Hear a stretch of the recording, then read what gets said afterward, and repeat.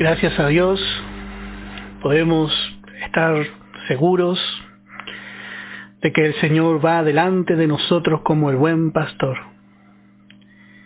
Y damos gracias a Dios porque tenemos el Espíritu Santo y su palabra, que son nuestras fieles guías en este tiempo de oscuridad, un camino oscuro. Pero el creyente tiene lámpara a sus pies, tiene la palabra. Por eso cuando pisamos con seguridad. Y para eso estamos aprendiendo, querido hermano, la palabra de Dios, para que nuestros pasos sean firmes y nuestro andar sea seguro hasta la venida del Señor. Realmente, hermano, esperamos la venida del Señor y queremos realmente andar en toda la luz de la verdad hasta su venida. Vamos a continuar compartiendo en el capítulo 38 de Isaías y vamos a leer desde el verso 1. Vamos a dar lectura en el nombre de nuestro Señor Jesucristo. Y dice la palabra: en aquellos días Ezequías enfermó de muerte. Y vino a él el profeta Isaías, hijo de Amós, y le dijo: Jehová dice así: ordena tu casa, porque morirás y no vivirás. Entonces volvió Ezequías su rostro a la pared, e hizo oración a Jehová. Y dijo: oh Jehová, te ruego que te acuerdes ahora que he andado delante de ti en verdad y con íntegro corazón, y que he hecho lo que ha sido agradable delante de tus ojos. Y lloró Ezequías con gran lloro. Bueno, este capítulo realmente está lleno de enseñanzas para el corredor, para el que está caminando con el Señor. Nos va a advertir de muchas cosas que por ahí están ocultas para nosotros, pero que están en nosotros. En los dos capítulos anteriores, en el capítulo 36 y en el capítulo 37, nosotros vemos a un Ezequías victorioso. Y vemos a Ezequías frente a una circunstancia muy difícil. Lo vemos realmente llevar en oración todo el transcurso de esa gran lucha. Y vemos también que él hace una oración muy hermosa. Y vemos a este hombre en esa circunstancia muy rendido a Dios. Lo encontramos muy rendido a Dios. Y esto tenemos que llevar en cuenta, hermano. Porque en este capítulo 38 vemos un fracaso muy grande en la vida de Ezequías. Que quizás si nosotros no conociésemos la palabra de Dios, pensaríamos que fue un realmente trato especial con Ezequías. Porque vamos a ver que este fracaso que vamos a considerar con la ayuda del Señor va a traer una gran miseria y tragedia a Israel. Encontramos que este capítulo empieza diciendo: en aquellos días Ezequías enfermó de muerte. Y vino a él el profeta Isaías, hijo de Amós, y le dijo: Jehová dice así: ordena tu casa, porque morirás y no vivirás. Bueno, este mismo profeta que trajo tantas buenas noticias al rey Ezequías, viene ahora a traerle esta noticia. Y lo que encontramos primeramente es que en Ezequías había la sentencia de muerte que hay sobre toda la raza humana, nada más que eso. Vamos a ver en Romanos capítulo 5, vamos a empezar desarrollando un poquito. Romanos capítulo 5 dice en el versículo 12. Romanos capítulo 5 dice en el versículo 12: por tanto, como el pecado entró en el mundo por un hombre, y por el pecado la muerte. Así la muerte pasó a todos los hombres, por cuanto todos pecaron. Bueno, así que a todos los hombres encontramos, a todos aquellos descendientes de Adán, el pecado le fue traspasado. Porque por la caída del hombre sabemos que apareció la enfermedad. Y la enfermedad trajo a luz la muerte. Desde la caída del hombre lo que encontramos es que ningún hombre puede escapar de la muerte. Ningún hombre puede sujetar la muerte. Ninguno de nosotros podemos controlar la muerte.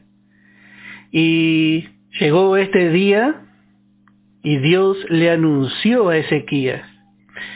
Y ahora cuando nosotros vemos, Ezequías era joven, recién había tenido un gran éxito de fe, el cual le trajo muchas riquezas, gloria, honra y poder.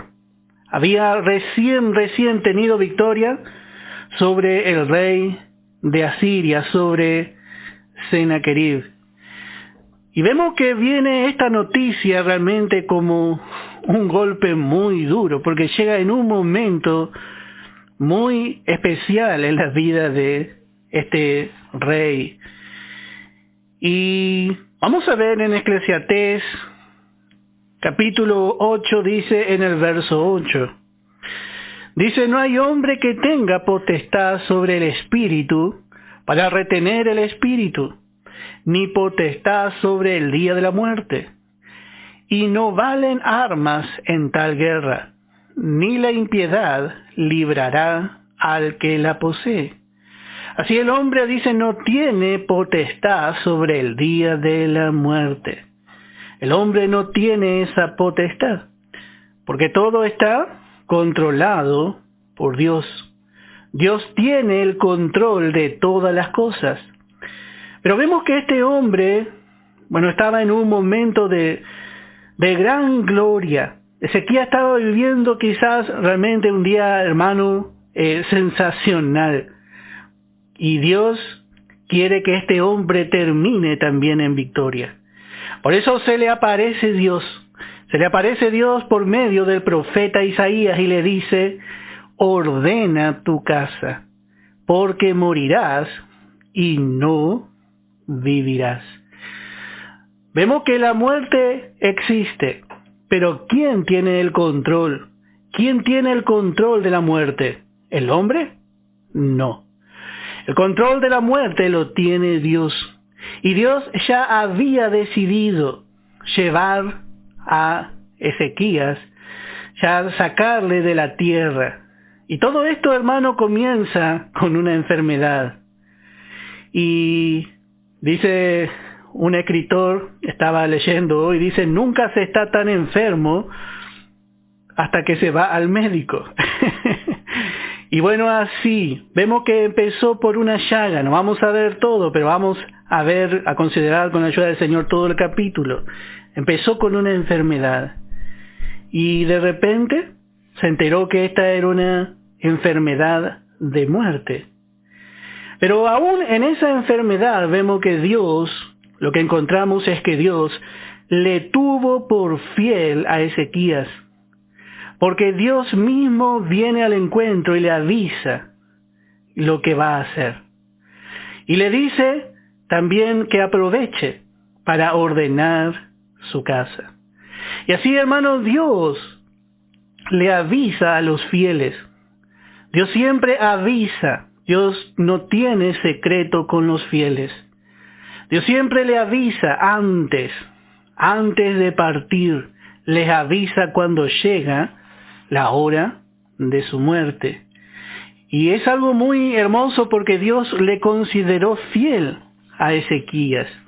Él podría realmente estar muy contento, pero vamos a ir viendo por qué la actitud de este hombre.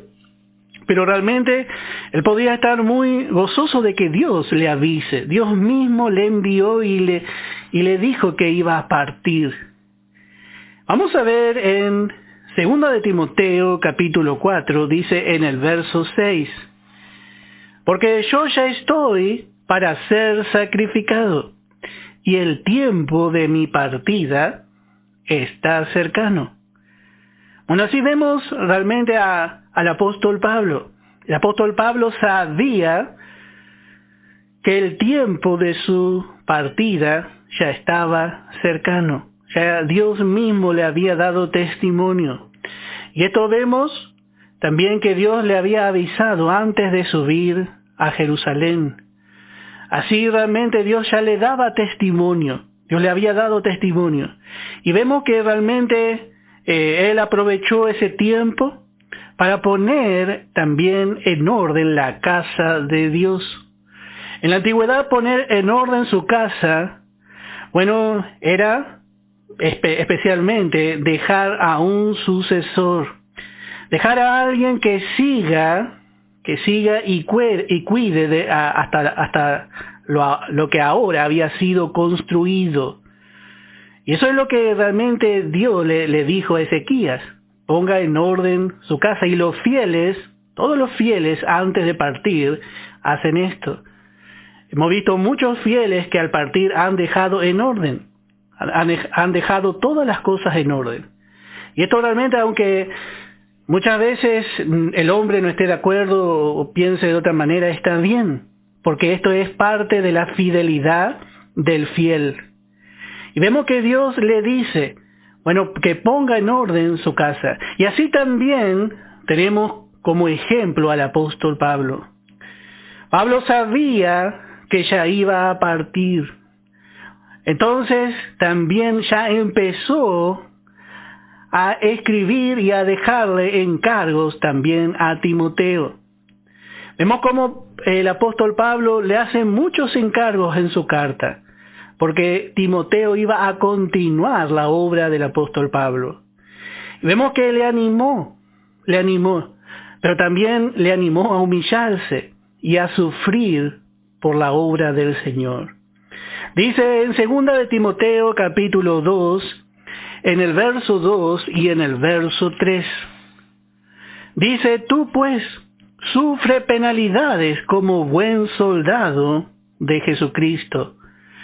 Ninguno que milita se enreda en los negocios de la vida, a fin de agradar a aquel que lo tomó por soldado. Muchas cosas siempre realmente vemos que el apóstol le encargó, especialmente que sea fiel, porque realmente él iba a quedar en el lugar del apóstol Pablo. Y le dice en el verso 1, tú pues, hijo mío, esfuérzate en la gracia que es en Cristo Jesús. Así el apóstol Pablo había aprendido a gozarse, a gloriarse en la debilidad. Y de esta manera la gracia vemos que se había hecho fuerte en la vida del apóstol Pablo. Y ahora le dice en el verso 2, lo que has oído de mí ante muchos testigos, esto encarga a hombres fieles que sean idóneos para enseñar también a otros. Así que a Timoteo le dejó que él mismo se encargue de encargar este evangelio a hombres fieles e idóneos. Note que antes de partir el apóstol Pablo también ordenó para que la obra continúe y que para luego, aún después de la muerte de Timoteo, queden otros hombres. Y así fue. Pablo murió, la iglesia quedó realmente en orden. Después quedó Timoteo, luego siguieron hombres fieles, y luego vemos que eso no se siguió haciendo así. No se siguió realmente dejando la iglesia en orden. Por eso es tan importante que los ministros podamos ver también esto y dejar realmente que el Señor realmente tome control de la iglesia. Y lo mismo vamos a ver en Moisés.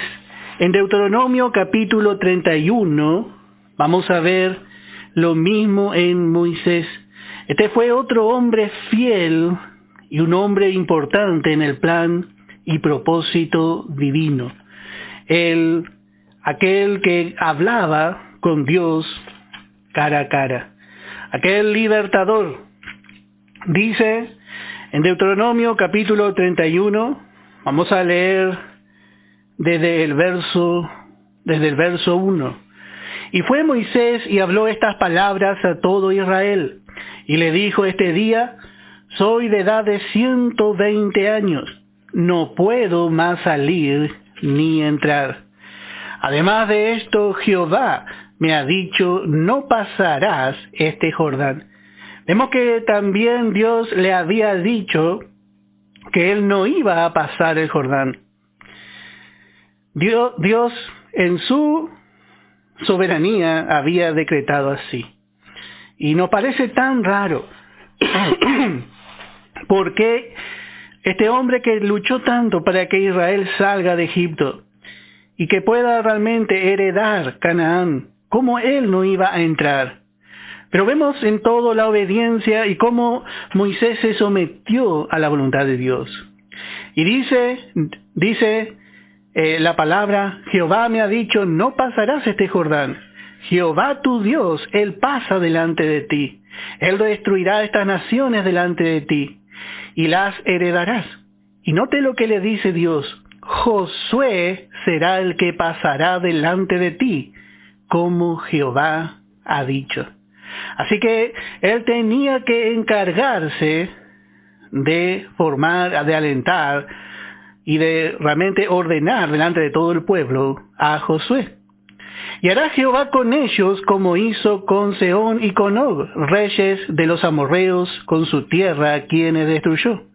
Y los entregará Jehová delante de vosotros, y haréis con ellos conforme a todo lo que os he mandado. Esforzaos y cobrad ánimo, no temáis ni tengáis miedo de ellos, porque Jehová tu Dios es el que va contigo, no te dejará ni te desamparará. Y llamó Moisés a Josué y le dijo en presencia de todo Israel: esfuérzate y anímate, porque tú entrarás con este pueblo a la tierra que juró Jehová a sus padres que les daría, y tú se las harás heredar. Así vemos cómo hizo Moisés. Nos hace acordar tanto al apóstol Pablo. Dice que lo llamó a Josué en presencia de todo Israel.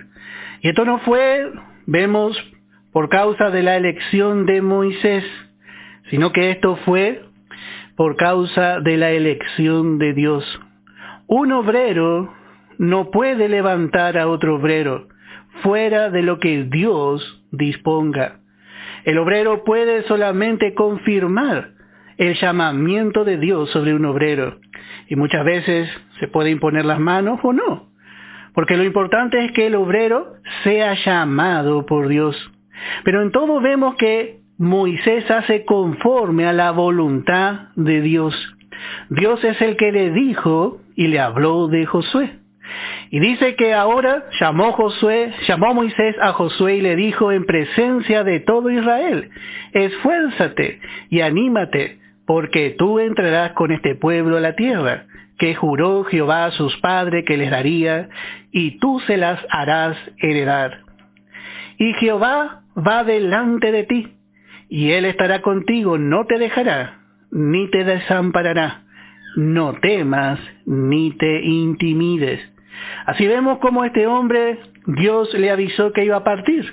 Y vemos que él también dejó en orden a Israel, para que otro continúe lo que él había comenzado. Y así es la obra de Dios. Dios nunca se va a quedar sin instrumentos, ya sea que el hombre levante o no. Realmente tenemos ejemplo que el fiel siempre va a dejar preparado a alguien, porque el fiel deja todo ordenado, porque comienza con el Señor y tiene la esperanza de que siga la obra con el Señor. Esa tiene que ser la esperanza del fiel. Pero aún si no hay un fiel que haga eso, bueno, la obra depende de Dios. Hoy los hombres levantan obreros y dicen este así, pero nosotros no tenemos tales costumbres. El Señor sigue apartando, como fue en el tiempo de los apóstoles, como cuando el Espíritu Santo dijo: apartadme a Bernabé y a Saulo, para la obra a los que los he encomendado, para la obra del ministerio. Y así Dios sigue haciendo, aunque quizás a veces un hombre esté de acuerdo o no. Pero cuando nosotros vamos andando con el Señor, nosotros nos vamos también poniendo de acuerdo con Él. Vamos aprendiendo a escuchar la voz de Dios, así como Moisés. Y así también vemos en la antigüedad a todos los sabios. Habíamos hace poco hablado del sabio Atiofel.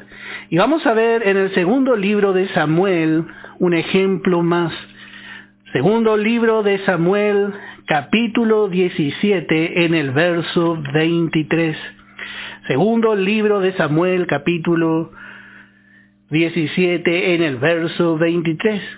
Pero Aitofel, viendo que no se había seguido su consejo. Este fue un hombre sabio, pero usó su sabiduría en contra de la obra de Dios y en contra del rey, del ungido de Dios. Por eso vemos que tuvo que realmente pasar por una gran humillación. Y dice que cuando él vio que no se había seguido su consejo, enalbardó su asno y se levantó y se fue a su casa, a su ciudad, y después de poner su casa en orden, se ahorcó y así murió y fue sepultado en el sepulcro de su padre. Vemos cómo este hombre hizo. Es triste ver su final. Pero lo importante, hermano, es nosotros poder hacer como Dios nos manda a hacer. Aún en lo natural y aún en lo espiritual, el fiel tiene un orden. Y vemos también, pero no vamos a tocar, vemos lo mismo en la vida de Elías. Así que entendemos lo que Dios está diciendo aquí. Él tenía la oportunidad, aquí Ezequías tiene la oportunidad de hacer como Dios le dijo, hacer en la voluntad de Dios y de terminar su carrera con gozo. Así Dios le guía. Y esto, hermano, especialmente mirando lo que venía por delante, para que no tropiece Ezequías. Él debía preocuparse en este momento por ordenar todo y pensar en Israel ya como el rey. Él tenía que pensar en cómo debía seguir el pueblo y no pensar en sí mismo. Pero lo que vemos en el verso 2, dice: entonces volvió Ezequías su rostro a la pared e hizo oración a Jehová. Note que este hombre realmente sintió mucho el peso de saber acerca de su muerte. Este hombre sintió el peso de su muerte. Y así es el hombre. El hombre, hermano, está apegado a la vida natural. Así es el hombre.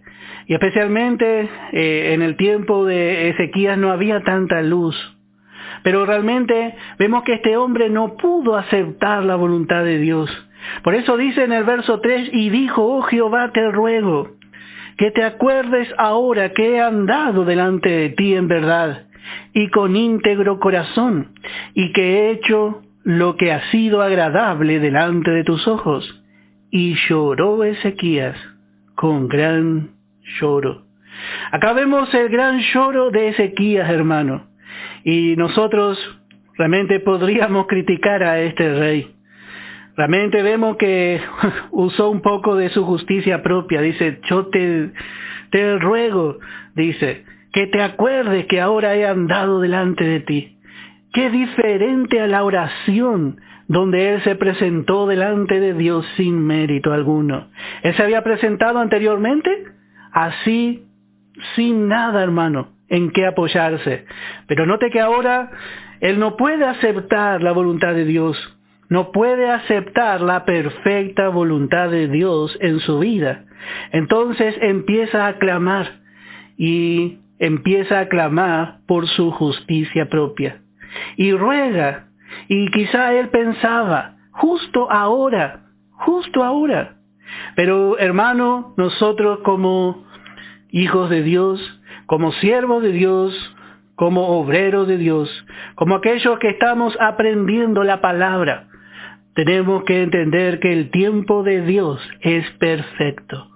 El tiempo de Dios es perfecto.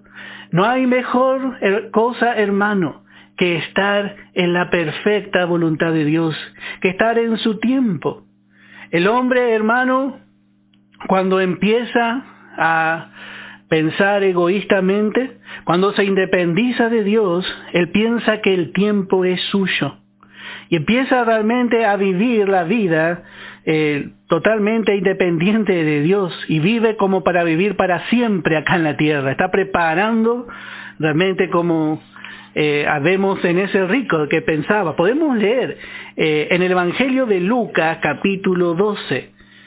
Evangelio de Lucas, en el capítulo 12, y podemos leer desde el verso 16. Realmente Ezequías había tenido una gran victoria y él había pensado en Israel, él había pensado en el pueblo de Dios, había sido celoso del nombre de Dios, pero ahora vemos por un momento a este hombre pensando en sí mismo, está pensando en sí mismo. Y así, hermano, cuando parece que el Señor trae una gran victoria, es como que el hombre un poco se descuida y se empieza a ocupar de sí. En vez de seguir velando, porque el enemigo en todo momento está. Siempre vamos a ver que el momento de gran debilidad de un hombre es cuando ha tenido una victoria. Por eso cada vez, vamos a estudiar eso en el libro de Josué, que cada vez que Israel tenía una victoria o tenía una derrota, tenía que correr a Gilgal. Tenía que ir a Gilgal. Ese sitio era seguro, al sitio de la cortadura. En Gilgal se volvió a circuncidar el pueblo luego de haber pasado 40 años en el desierto. Y eso nos habla de la cruz, donde nosotros encontramos la victoria sobre la tendencia, sobre el hombre viejo. Y allí le dejamos inactivo. Ya sea que hayamos tenido una gran derrota, hermano, podemos ir a Gilgal. O ya sea que hayamos tenido una gran victoria. Una gran victoria que nos haga parecer capaces y que nos haga parecer invencibles. Tenemos que aprender de Sansón. Tuvo una victoria con la quijada y luego tiró la quijada. ¿Para qué quiero esto? Dijo. ¿Para qué quiero? Y bueno, realmente necesitamos ir a la cruz y permanecer allí velando en sobriedad, con equilibrio, realmente pensar de nosotros. Porque el enemigo, hermano, está allí tratando de buscar nuestra caída, tratando de buscar nuestro mal. Por eso no debemos descuidarnos, hermano. No debemos descuidarnos, porque el enemigo va a querer hacernos perder lo mejor. Y no es, hermano, cuando está todo mal que él viene. Porque cuando hay una gran lucha, usted está ahí en oración. Está el Hijo de Dios, ya sabe que tiene que pasar con el Señor, pero cuando se distiende un poco luego, cuando viene la victoria, ahí es donde nosotros queremos confiar en nosotros mismos, ya no oramos, ya no leemos la palabra, y ahí empezamos a vivir ya nuestra vida, empezamos a ocuparnos de nosotros un poco. Y tenemos el ejemplo de este hombre que era un hombre rico, un hombre que realmente de muchos medios. Y este hombre, dice la palabra en el verso 16, también lo refirió, dice una parábola diciendo, la heredad de un hombre rico había producido mucho. Y él pensaba dentro de sí, diciendo, ¿qué haré? Porque no tengo dónde guardar mis frutos. Todo era para él, eran sus frutos, era su heredad. Y dijo, esto haré, derribaré mis graneros y los edificaré mayores, y allí guardaré todos mis frutos y mis bienes. Y diré a mi alma, ¿está hablando consigo mismo? ¿Está pensando para sí mismo? ¿Este no tiene en cuenta a Dios? Y le dice, alma, muchos bienes tienes guardados para muchos años. Repósate, come, bebe y regocíjate. Pero Dios le dijo, necio, esta noche vienen a pedirte tu alma, y lo que has provisto, ¿de quién será? Bueno, algo así le pasó a este rey. Un rey verdaderamente muy fiel. Pero vemos, hermano, que en un momento de descuido, lo que puede pasar. Vemos que este hombre estaba pensando en sí mismo. Y realmente también vemos a Ezequías así. Él no pensó en la perfecta voluntad de Dios.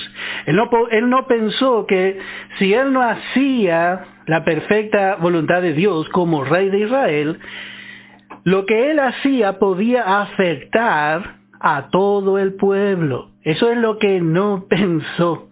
Y eso es lo que nosotros, hermanos, a veces no nos damos cuenta porque nos miramos a nosotros mismos. Y esto es muy común, hermano, es muy común, especialmente en los obreros. En los obreros a veces piensa en sí mismo y no está pensando en la obra. Y en defensa de este rey, hermano, vamos a decir algunas cosas. Porque, como hemos dicho, los antiguos no tenían tan en claro aún para ellos lo que ocurría luego de la muerte. Ellos no entendían, no tenían en claro, ellos sabían que había glorias, pero no sabían en qué momento, cómo, cuándo. No sabían bien lo que ocurría después de la muerte. Encontramos, vamos a volver a ver en Segunda de Timoteo, otro pasaje. En Segunda de Timoteo, capítulo 1, en el verso 10. Segunda de Timoteo, capítulo 1, en el verso 10. Y dice, podemos leer desde el verso 9. ¿Quién nos salvó y llamó con llamamiento santo?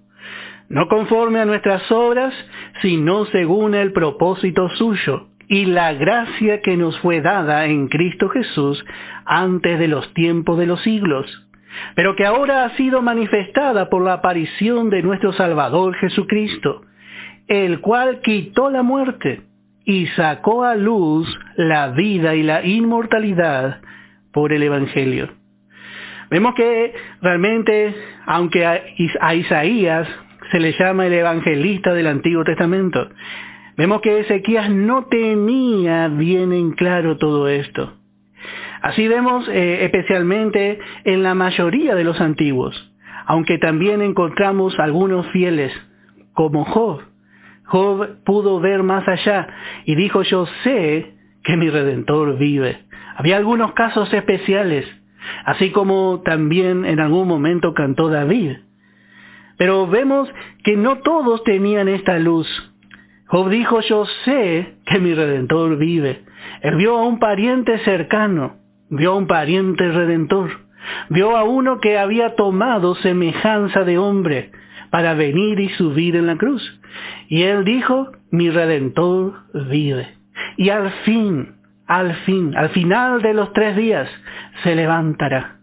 Se levantará. Y dice, ahora hablando de sí mismo, dice Job, aunque mi carne sea deshecha, con mi rostro he de ver al Señor. ¿A quién miraré? Dice. Y así él entendió. Pero hermano, en la gran mayoría no entendía esto. Había cosas que para ellos no eran tan claras. Para ellos no eran tan claras. Por eso, hermano, nosotros vemos cómo es diferente este tiempo al tiempo que nosotros estamos viviendo ahora. Hoy nosotros tenemos mucho más luz a causa del Evangelio.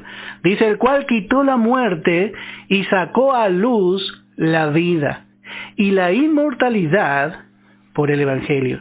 Por el Evangelio nosotros hemos alcanzado más luz.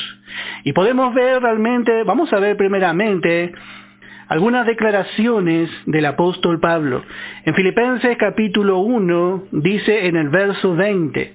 Filipenses capítulo 1 dice en el verso 20. Dice la palabra, conforme a mi anhelo y esperanza de que en nada seré avergonzado. Antes bien, con toda confianza, como siempre, ahora también será magnificado Cristo en mi cuerpo, o por vida o por muerte.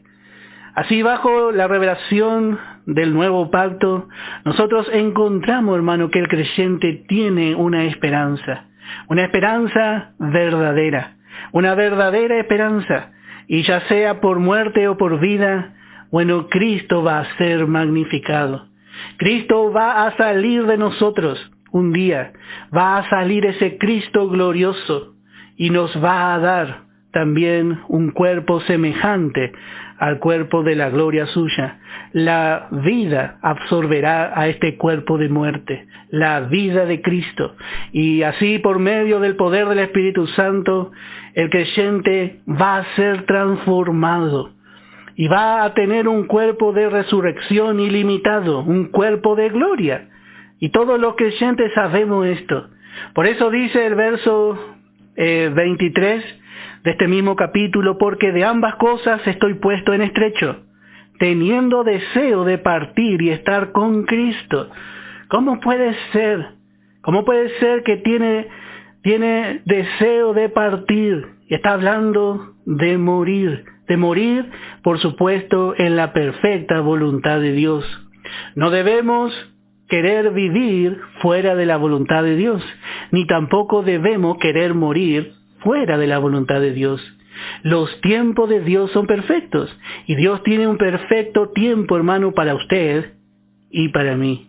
El Señor tiene un tiempo para cada uno de nosotros, y dice, teniendo deseo, porque cuando el creyente crece, gime esperando ser revestido de una habitación celestial.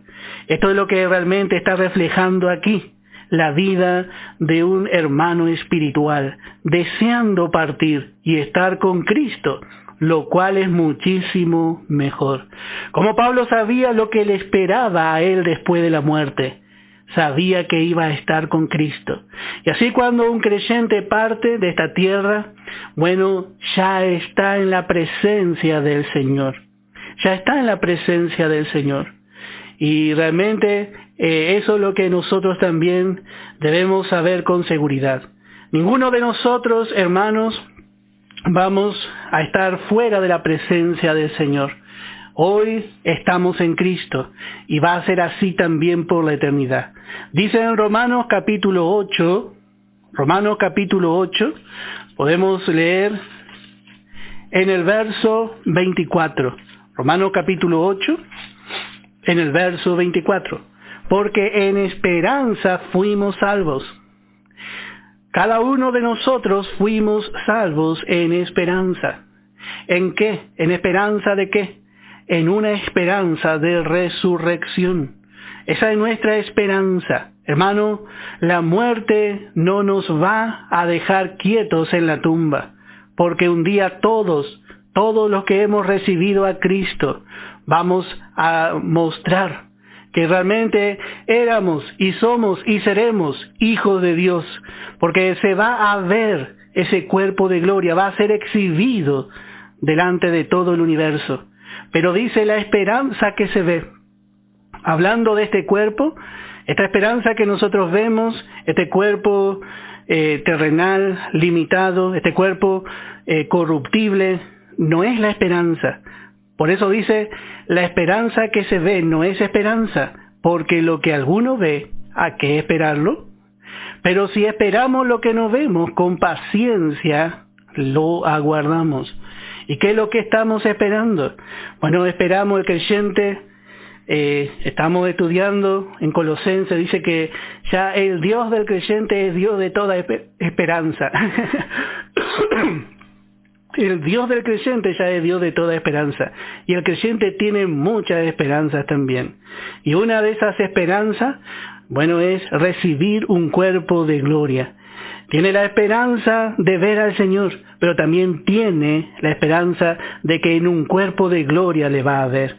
Le va a ver tal y como Él es. Ya no va a haber nada, ningún velo que nuble la vista en el momento de que miremos al Señor. Y esa es nuestra esperanza. Y dice también, vamos a ver en Hebreos capítulo 2, en el verso 14. Hebreos capítulo 2, en el verso 14. Así que por cuanto los hijos participaron de carne y sangre, Él también participó de lo mismo, para destruir por medio de la muerte al que tenía el imperio de la muerte, esto es al diablo. Y note lo que dice en el verso siguiente, en el verso 15, y librar a todos los que por el temor de la muerte estaban durante toda la vida sujetos a servidumbre. El hombre había estado bajo temor, bajo una preocupación. Esa es la gran preocupación del hombre. Y esta fue la gran preocupación de este rey. Porque ellos no tenían todas estas esperanzas que nosotros tenemos. La cruz, la redención, no había sido consumada.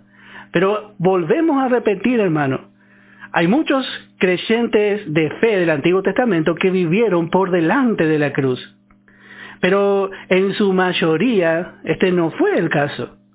El caso realmente de la gran mayoría es como el día de hoy. Vive por debajo de su verdadera esperanza. Pero hay algunos realmente que también en este tiempo creen y ven más allá. Y dijimos que en defensa, estamos diciendo, en defensa, si es que hay alguna defensa de este rey. Vamos a ver algunas citas más. Vamos a ver en el Salmo 6 la palabra, un salmo escrito por David. En el Salmo 6, vamos a leer desde el verso 4. Salmo 6, desde el verso 4. Dice la palabra: Vuélvete, oh Jehová, y libra mi alma. Sálvame por tu misericordia, porque en la muerte no hay memoria de ti. En el Seol, ¿quién te alabará? Note que esta era más o menos realmente la manera de pensar del israelita. ¿Quién te va a alabar en la muerte? Porque en la muerte no hay memoria de ti, aunque sabemos que no es así. Y esto fue algo escrito por David en un momento de gran aflicción. Pero vamos a ver que el mismo David escribe en el Salmo 139, vamos a ver, realmente es muy precioso ver, parece que no es el mismo, pero vuelve a escribir David. Salmo 139 en el verso 7. Y dice David, ahora lleno del Espíritu Santo también, pero está mostrando otra fase de David. Dice: ¿a dónde me iré de tu espíritu?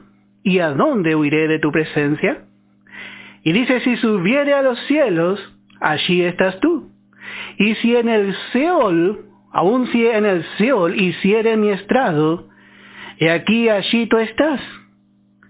Si tomare las alas del alba, y habitar en el extremo del mar, aún allí me guiará tu mano, y me asirá tu diestra.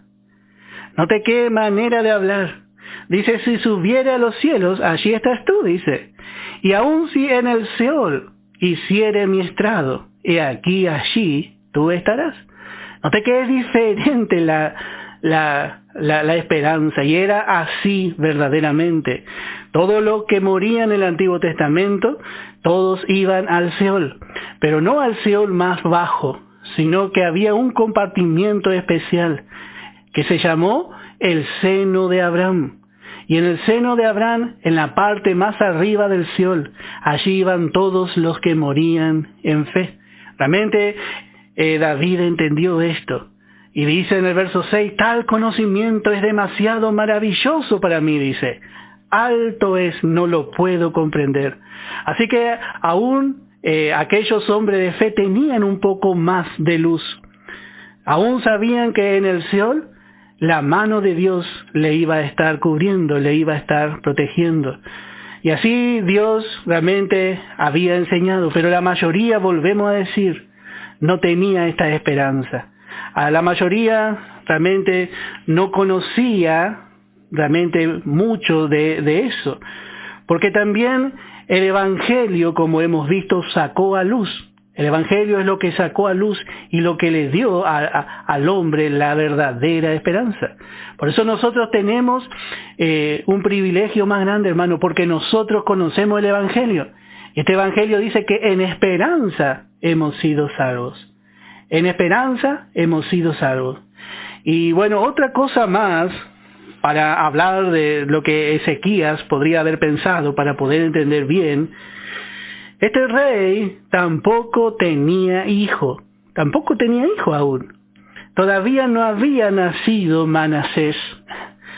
Y esto es algo muy raro, porque Dios le manda a ordenar su casa. Y para ordenar su casa habíamos visto el ejemplo de Pablo, habíamos visto el ejemplo de Elías y de Moisés, y bueno, realmente necesitaba un sucesor. Y para ser sucesor tenía que ser del linaje real. Y este hombre en este momento tenía 39 años. 39 años tenía, y no tenía hijo. Y sin duda esto también habrá desesperado un poco a Ezequías. Y Dios había dicho, dice en el capítulo 37 de Isaías, vamos a volver a ver, Isaías capítulo 37 en el verso 35, porque yo ampararé a esta ciudad para salvarla, por amor a mí mismo y por amor a David mi siervo. Vemos que Dios le había prometido a David que no faltaría de su descendencia en el trono de él. Y sin duda, bueno, esto podría haber generado realmente dolor en la vida de Ezequías, que no iba a tener sucesor. Pero Dios podía hacer milagrosamente, porque realmente Dios se había comprometido con David. Y hasta ahora Dios había sido fiel. Dios, por amor de su nombre y por amor a David, Dios ya tenía la manera en que iba a solucionar todo. Y no sabemos qué Dios iba a hacer, pero este rey realmente tenía que haber aceptado, y así también es con nosotros. Nosotros razonamos muchas veces lo que Dios hace en nuestra vida, o lo que hace en la vida de quizá algún familiar. Y nos cuesta aceptar, hermano, la perfecta voluntad de Dios. Pero mientras nosotros hagamos la perfecta voluntad de Dios, hermano, el Señor nos va a dar gran bendición. Vamos a ser bendecidos. Cuando el hombre ya empieza realmente a desconfiar de Dios, bueno, ya no puede rendirse a su voluntad. Y esto es lo que pasa aquí en Ezequías. Ezequías razona y empieza a pensar, y bueno, y ya empieza a pedir también. Él quiere vivir y pide también, ya vemos, inescrituralmente, porque pide bajo su mérito. Y aquí vemos la respuesta de Dios en el verso 4. Entonces vino palabra de Jehová a Isaías diciendo, ve y di a Ezequías, Jehová Dios de David, tu padre, dice así, he oído tu oración y visto tus lágrimas. He aquí yo añado a tus días 15 años. Y bueno, aquí lo que encontramos, hermano, es la voluntad permisiva de Dios. Dios no nos obliga jamás a aceptar su voluntad. Dios no es como el diablo, que somete al hombre a su voluntad bajo temor o bajo ira. Dios realmente, Él nos muestra lo mejor. Dios nos ruega que aceptemos lo mejor. A Israel le decía, yo te ruego que acepte la vida. Y Dios ya le dijo a Ezequías, y Ezequías, si era rendido, iba a decir, amén. No iba a razonar, iba a decir, bueno, que se haga la voluntad de Dios. Porque Dios era responsable de su vida. Hermano, Dios ve más allá de lo que vemos nosotros. Él habita la eternidad. Nosotros vemos solo el ahora. Y así vemos qué pasó con este rey. Este rey no pudo ver, hermano. No pudo ver más allá. Dios quería guardarle del fracaso. Dios quería guardarle a este rey de un fracaso. Y Dios quería guardar a su pueblo de un fracaso aún mayor que él iba a cometer. Pero vemos muchas veces, hermano, que nosotros actuamos igual. Muchas veces el Señor nos quiere guardar y nosotros porfiamos con Dios. Vamos porfiando con Dios. Y imponemos nuestra voluntad sobre su voluntad. Y vemos que Dios le da. Bueno, ya que pide, ya que se puso mirando la pared y estaba allí pidiendo, Dios le dice, y te libraré, dice el verso 6, a ti y a esta ciudad, de mano del rey de Asiria, y a esta ciudad ampararé, y esto te será señal de parte de Jehová, que Jehová hará esto que ha dicho. Y aquí yo haré volver la sombra por los grados que ha descendido con el sol. En el reloj de Acaz, 10 grados atrás, y volvió el sol 10 grados atrás, por los cuales había ya descendido. Bueno, esto tiene enseñanza. Y vemos realmente que este hombre obtuvo lo que quiso. Y bueno, parece que va a estar contento ahora Ezequías. Pero vamos a ver también lo que va a pasar un poco más adelante. Bueno, ya ha pasado nuestra hora, increíblemente. Y vamos a escuchar una alabanza, nuestro estudio. Que el Señor le bendiga ricamente.